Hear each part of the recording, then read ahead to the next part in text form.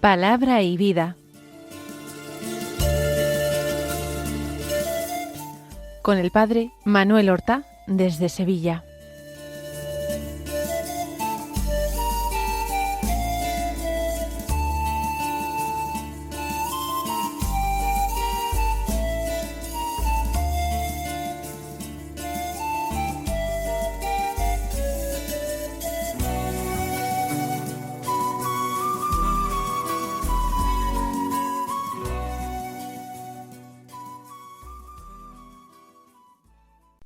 En el nombre del Padre, y del Hijo, y del Espíritu Santo. Amén. Alabados sean Jesús y María. Muy buenos días, queridos amigos, oyentes de Radio María y seguidores del programa Palabra y Vida. Hoy es el miércoles de la 31ª semana del tiempo ordinario. Este miércoles es 5 de noviembre. En este día, con alegría, la Iglesia celebra la memoria de Santa Ángela de la Cruz. Se llamaba María de los Ángeles Guerrero González y nació en Sevilla un día 30 de enero de 1846, en una familia de extraordinaria pobreza. Y sin embargo, con una enorme devoción que les hacía frecuentar la iglesia e incluso practicar la caridad desde la pobreza. Con sólo 12 años, Angelita fue puesta a trabajar en un taller de zapatería como aprendiza. Y allí, en ese taller, ella pasa años, terminando por ser a las órdenes de doña Antonia, que era la propietaria del taller, una buena zapatera, pero empezó a ser conocida como una muchacha santa, por su porte, por sus conversaciones, por su oración, porque en el taller se interrumpen las tareas para rezar el rosario, y a veces Angelita queda verdaderamente arrobada rezando. En una ocasión, cuando la ven las compañeras, la propietaria hace una seña para que salgan y la dejen sola. Van al piso de abajo y al cabo de un rato apareció Angelita y dijo, sonriendo y disculpándose: perdonen que me había quedado dormida. Intentó en su juventud hacerse religiosa, primero en las Carmelitas Descalzas, donde entró para ser hermana lega, después, por su salud y esa falta aparente de disposiciones, en las Hijas de la Caridad, pero también fracasó este intento de vida religiosa. Su director espiritual, el padre Torres, otro gran santo, la va llevando y orientando y le pide que escriba todo lo que se le ocurra, y ella va diseñando lo que va a ser la idea de una fundación, para vivir en la pobreza más absoluta, entregadas a la caridad más heroica, para vivir a la sombra de la cruz. Y así 4 mujeres empezaron a vivir pidiendo limosna y repartiendo la limosna que recibían, visitando a los enfermos pobres en sus domicilios, preparándoles la comida, cuidándolos maternalmente, limpiándoles la casa y amortajándolos cuando morían. Cuando Ángela de la Cruz murió ya octogenaria el 2 de marzo del año 1932, el Ayuntamiento de Sevilla, republicano de izquierdas, votó unánimemente el cambio de nombre de la calle en que se situaba su convento para llamarle calle de Sor Ángela de la Cruz. La primera lectura de la liturgia de la misa del día sigue siendo de la carta del apóstol San Pablo a los romanos. Todavía esta semana continuamos leyéndola. Hoy, del capítulo 13, leemos los versículos 8 al 10. Solamente 3 versículos. Muy cortita la lectura, muy importante. Dice así: hermanos, a nadie le debáis nada más que el amor mutuo, porque el que ama ha cumplido el resto de la ley. De hecho, el no cometerás adulterio, no matarás, no robarás, no codiciarás. Y cualquiera de los otros mandamientos se resume en esto: amarás a tu prójimo como a ti mismo. El amor no hace mal a su prójimo. Por eso la plenitud de la ley es el amor. Fíjense qué sencillo, qué claro, qué cortito, de qué manera tan extraordinaria ha captado Pablo el meollo del Evangelio, realmente el núcleo de la fe cristiana. Para nosotros resulta fácil. A nosotros nos lo han dicho muchas veces, lo hemos oído en el catecismo, o en la predicación, o en la catequesis, pero Pablo no había tenido nada de esto. Él era fariseo de la tribu de Benjamín. Él había sido encontrado por el Señor en el camino de Damasco, y el Señor mismo se le había revelado, le había mostrado cuál era el centro de su evangelio. Por eso dice: a nadie le debáis nada más que el amor mutuo. Uno no tiene que convertirse en deudor de los demás, no tiene que andar mendigando préstamos.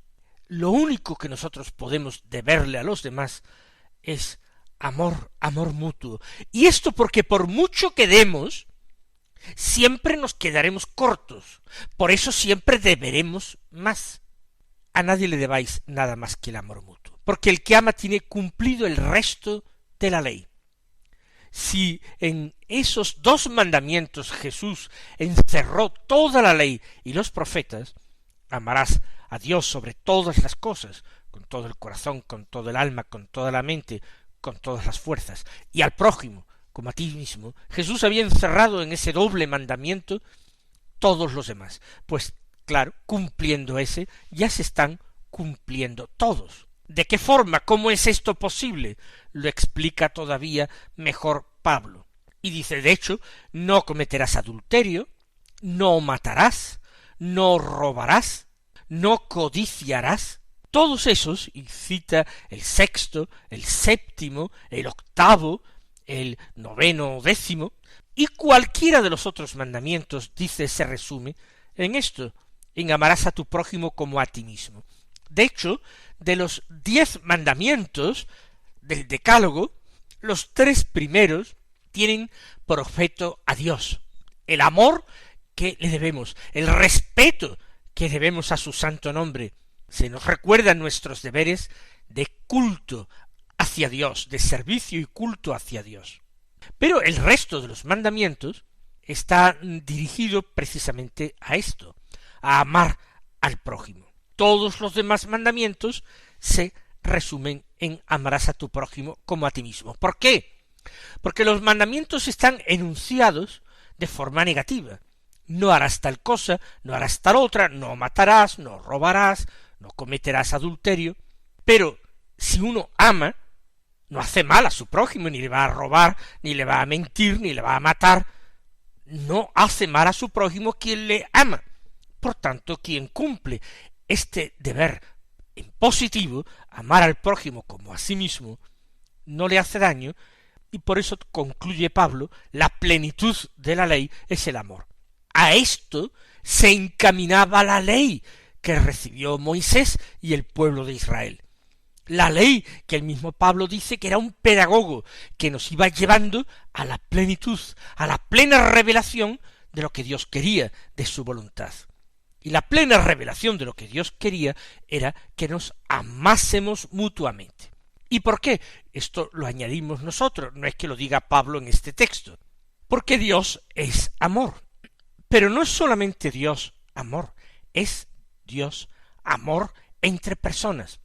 Porque nuestro Dios, el Dios cristiano, y así nos lo reveló Jesús, es Trinidad.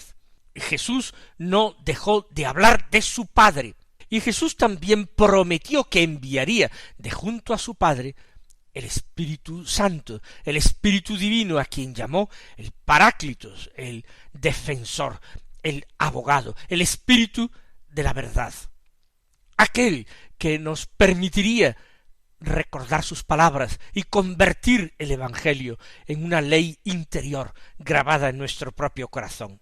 Dios es amor entre personas, porque las 3 divinas personas se aman mutuamente, su existencia es amor. Así pues, si Dios siendo uno es también Trinidad de personas, si Dios siendo amor es amor entre personas, nosotros, que no tenemos otro modelo más que el divino, también tenemos que amar a nuestro prójimo. La plenitud de la ley, que se revela precisamente en la plenitud de los tiempos, es el amor, el precepto del amor. Mis queridos hermanos, que nosotros nos esmeremos en todas las circunstancias de nuestra vida, incluso en los momentos menos decisivos, importantes, en los momentos más triviales, cotidianos, rutinarios, nosotros nos esmeremos en vivir el amor a nuestro prójimo.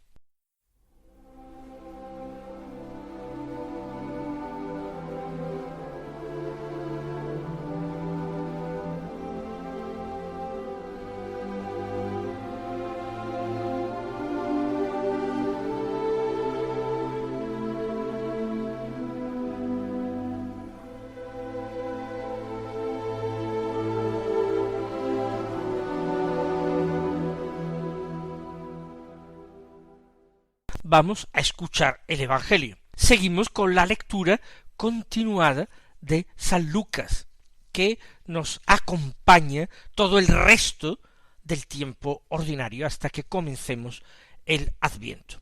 Estamos en el capítulo 14, del que leemos los versículos 25 al 33, que dicen así: En aquel tiempo mucha gente acompañaba a Jesús. Él se volvió y les dijo: si alguno viene a mí y no pospone a su padre y a su madre, a su mujer y a sus hijos, a sus hermanos y a sus hermanas, e incluso a sí mismo, no puede ser discípulo mío.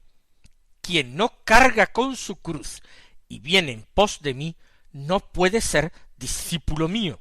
Así, ¿quién de vosotros, si quiere construir una torre, no se sienta primero a calcular los gastos, a ver si tiene para terminarla? No sea que si echa los cimientos y no puede acabarla, se pongan a burlarse de él los que miran, diciendo: este hombre empezó a construir y no pudo acabar. ¿O qué rey, si va a dar la batalla a otro rey, no se sienta primero a deliberar si con 10.000 hombres podrá salir al paso del que lo ataca con 20.000? Y si no, cuando el otro está todavía lejos, envía legados para pedir condiciones de paz. Así pues, todo aquel de entre vosotros que no renuncia a todos sus bienes no puede ser discípulo mío. Comienza el Evangelio de hoy con la afirmación de que mucha gente acompañaba a Jesús. Y esto es algo en lo que yo les he hecho caer en la cuenta en muchas ocasiones. Mucha gente acompañaba a Jesús. ¿Había mucha gente que lo había acogido en la fe? Ciertamente no. Más aún, tenemos la convicción de que fueron relativamente pocos los que aceptaron a Jesús y creyeron en él. Porque es muy fácil hacer comentarios. A todo el mundo le gusta comentar la actualidad, comentar las novedades. Y en aquel tiempo no se disponían de tantos medios de comunicación social como hoy. Por tanto, las grandes o pequeñas celebridades que existían, las palabras que pronunciaban, los hechos que realizaban, eran la comidilla de la gente. Alguien tan distinto a todos los demás como Jesús, el hombre Dios, que hablaba de Dios como nunca nadie había hablado, ni como nunca nadie hablará, desde que el mundo es mundo, y que además hacía signos y prodigios espectaculares, como los que se leían en la Escritura, que habían realizado los antiguos profetas, como Elías y Eliseo. Jesús estaba en la boca de todo el mundo, y todo el mundo, conocemos el carácter semita, se apasionaba, atacándolo o defendiéndolo, comentando las propias opiniones, incluso, si ustedes quieren, corrigiendo esas opiniones y diciendo debería decir esto, debería decir aquello, debería insistir más bien en esta línea, debería más bien callarse esas otras cosas que dice si quiere tener éxito, se permitirían en ese tremendo atrevimiento, se atreverían a corregir a Jesús y decir lo que estaba bien de su enseñanza o de su comportamiento y lo que estaba mal. Algunos, a pesar de que lo pudieran corregir, tomaban partido por él, y sabiendo que los sumos sacerdotes de Jerusalén, pero también la inmensa mayoría de los escribas fariseos le atacaban y estaban en contra, muchos pues lo defendían, quizás porque no sentían mucha simpatía por los doctores de la ley. A veces quizás no era tanto una convicción de que Jesús tenía razón, cuanto la seguridad de que aquellos otros hombres eran unos aprovechados o unos hipócritas o unos interesados y no tenían razón en lo que enseñaba. Pero había mucha gente que acompañaba a Jesús.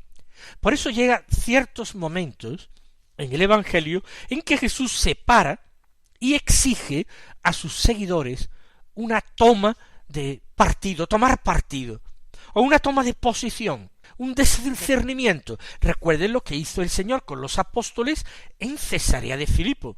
¿Quién dice la gente que soy yo? Y después de escuchar las diversas opiniones que le transmiten, que han escuchado sus apóstoles, Él les dice, ¿y vosotros quién decís que soy yo?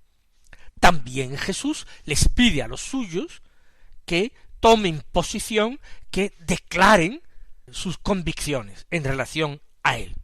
Ahora Jesús se volvió frente a la multitud, a mucha gente que le acompañaba, y les dice, si alguno viene a mí y no pospone a su padre y a su madre, a su mujer y a sus hijos, a sus hermanos y a sus hermanas, e incluso a sí mismo, no puede ser discípulo mío. Imagínense todos aquellos que escucharon en vivo y en directo, en persona, aquellas palabras, cómo se sintieron. Una verdadera bomba había estallado delante de ellos. Hay muchos que caminan detrás de Jesús, lo van siguiendo, pero Jesús les dice, si venís hacia mí para ser discípulo, yo no os pongo la cosa fácil, os la pongo dificilísimo. Tenéis que posponer, dejar en un segundo lugar a vuestro padre o a vuestra madre, con la santidad de las relaciones familiares, con ese concepto amplio de familia en que convivían varias generaciones juntos en el mismo techo, amándose y cuidándose, posponer al padre, a la madre, o a la esposa, o hijos, o hermanos o hermanas, toda la familia, con ser santa, tenía que pasar a un segundo término, pero no es ya sólo la familia. Incluso a sí mismo, Jesús está exigiendo una entrega incondicional y un amor a su persona, a la de Jesús, mayor que la que nos tenemos a nosotros. Cierto, hay que amar al prójimo como a nosotros mismos, pero hay que amar a Jesús más que a nosotros mismos. Tenemos que posponernos, pasar a un segundo plano. Sin esto no puede ser uno discípulo mío. Esta enseñanza hoy para muchos, incluso cristianos que viven en iglesia, sería intolerable. Pero ¿cómo es que las palabras de Jesús puedan resultar intolerables para algunos? ¿Para quiénes?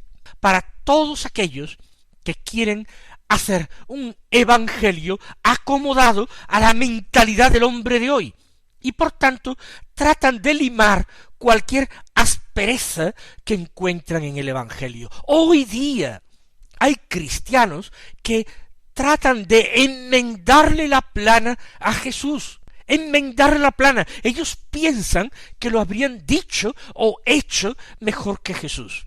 Y entonces tratan de dar explicaciones, a veces muy alambicadas, muy falsas, de lo que Jesús quiso haber dicho o no quiso haber dicho. Interpretaciones, comentarios, para quitar al evangelio toda su fuerza, toda su sal. Pero recuerden aquello que el Señor dijo, si la sal se vuelve sosa, ¿para qué servirá? no sirve para nada más que para ser tirada fuera y ser pisoteada por los hombres. Muchos desprecian el Evangelio porque no encuentran en el Evangelio esa fuerza salvadora, esa fuerza increíble que tenían las palabras de Jesús. Los hombres han tratado y tratan hoy de aguar esa enseñanza, y así no se percibe el sabor intenso, hondo y embriagador de ese vino nuevo del Evangelio. Sigue el Señor con su enseñanza intolerable para algunos. Quien no carga con su cruz y viene en pos de mí no puede ser discípulo mío. Y la cruz es instrumento de muerte y de tormento. Quien no esté dispuesto a morir por Jesús, a entregar su vida continuamente por Jesús, ese no puede ser discípulo de Jesús. Y ahora pone el Señor un par de parábolas. Primero, la parábola de quien quiere construir una torre. No piensen que se trata de una torre de defensa, de un edificio militar. Se trata de una torre de vigilancia. Se hacían torres sobre las viñas, etcétera, para desde allí vigilar y cuidar. Si quiere uno construir una torre en un sembrado, en una viña, ¿quién no se sienta primero a calcular los gastos, a ver si tiene lo suficiente para terminarla? ¿Por qué? Porque si comienza, echa los cimientos y luego no puede acabarla, muchos mirones se pondrán a burlarse de él diciendo: este hombre empezó a construir y no puede acabar. Esto es algo muy humano y muy frecuente, el empezar grandes proyectos, pero sin saber uno si tiene lo suficiente capital humano y capital material para llevar adelante las obras. O el que va a dar la batalla, un rey que va a dar la batalla a otro rey, quien no se sienta a calcular si con un ejército formado por un número de hombres inferior al de su enemigo, con 10.000 hombres, puede salir al paso para combatir a otro ejército que tiene 20.000. Quizás sí, todo no es el número de hombres, hay que ver los pertrechos, las armas, etcétera, la disposición del terreno en que uno puede librar batalla y plantar batalla. Pero uno calcula, tiene que calcular estas cosas porque si no puede venir un desastre. Y si ve que no puede hacerlo, dice, envía a pedir condiciones de paz. Hay que calcular las cosas. También Jesús exige discernimiento a la hora de ser seguido. El que quiera ser discípulo no lo puede ser a tontas y a locas. Tiene que ver si este evangelio del Señor y este carácter verdaderamente único y primero de su persona está dispuesto a aceptarlo.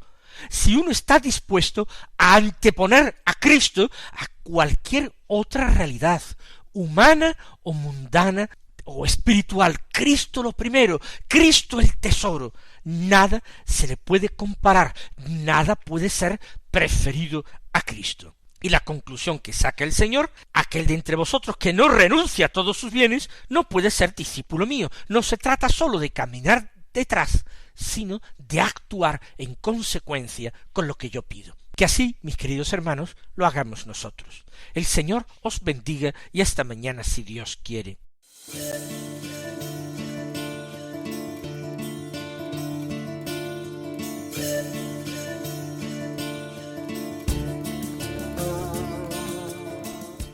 Han escuchado en Radio María Palabra y Vida, un programa que dirige el Padre Manuel Horta.